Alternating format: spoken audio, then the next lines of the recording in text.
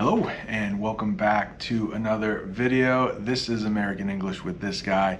I'm this guy. My name is Brent, and the goal of this channel is to help you improve your English. And the goal of today's video is to help you understand the phrase, it takes one to know one. Takes one to know one. This is often said when two people are arguing or having a fight. Maybe one person calls the other person a jerk. And I'll use the term jerk here because it's a family channel. Of course, somebody could be called much worse. But a jerk is just not a very nice person. We also have a verb that means jerk, and it means a quick movement. So if you're in a car with someone and they slam on the brakes to stop the car, you might say that your head jerked back or something like that. Jerking, real quick motion. But a jerk is not a very nice person. So in that argument, when someone is called a jerk, they might say, it takes one to know one, which actually doesn't make a lot of sense.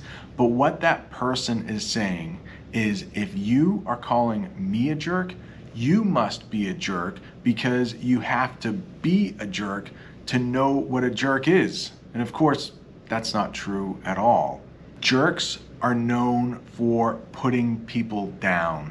They might say, you're ugly. That's a horrible thing to say. If a person says that to you, of course, they're wrong, but they're also a jerk.